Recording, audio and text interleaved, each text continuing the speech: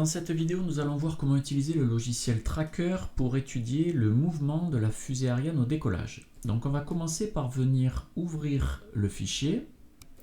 En cliquant sur Ouvrir, on sélectionne et on ouvre le fichier. Une fois la vidéo ouverte, on peut lancer la lecture pour observer de façon qualitative comment se déroule le décollage.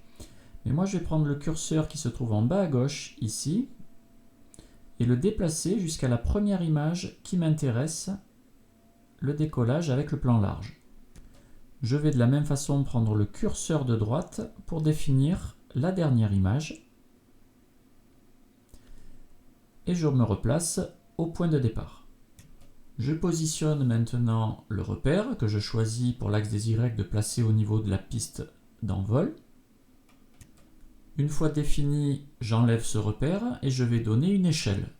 Je choisis le bâton de calibration, puis en appuyant sur Shift et en cliquant, je vais donner 2 points de la fusée dont je connais la distance.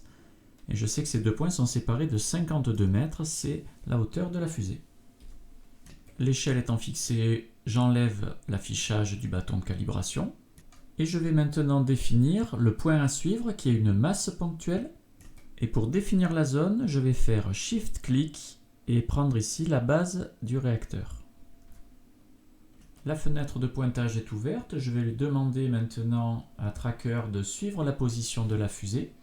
Il va donc réaliser le pointage et sur la partie droite, ici, eh bien, il va noter les résultats de ce pointage en affichant par défaut X en fonction du temps. Les données sont répertoriées dans un tableau que je pourrais copier-coller dans une autre application, comme Regressi par exemple. Mais je vais utiliser directement le traitement de Tracker. Alors moi, ce n'est pas X qui m'intéresse, c'est éventuellement la position Y qui me montrerait l'altitude de la fusée en fonction du temps. Et ce qui m'intéresse beaucoup plus, c'est la vitesse selon Y de la fusée. Je constate que cette vitesse augmente et semble suivre une courbe de tendance, qui est une droite. On voit des petits pics ici qui sont en fait dus aux incertitudes du pointage. Un double clic dans la zone de graphique ou un clic droit me permet d'ouvrir la fenêtre d'analyse. J'y retrouve le graphe VY fonction du temps et en cliquant dans Analyser, je peux faire apparaître la courbe de tendance qui est tracée ici en rose avec l'équation de la droite qui m'est fournie. Donc l'équation de la courbe de tendance est donnée. Tracker me précise que V est une fonction affine à t plus b avec les valeurs de a et de t que je reporte ici. Et donc le terme qui est devant t n'est rien d'autre que la dérivée de y par rapport au temps et donc l'accélération. Je peux écrire la deuxième loi de Newton, somme des forces extérieures égale m fois l'accélération.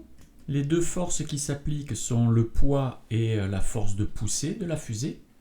Je néglige les frottements au démarrage. Je remplace P par son expression mg, ce qui me permet de trouver finalement la force F de poussée qui vaut m fois vecteur A moins vecteur G. Alors le vecteur G, intensité de pesanteur, est dirigé vers le bas, vertical vers le bas.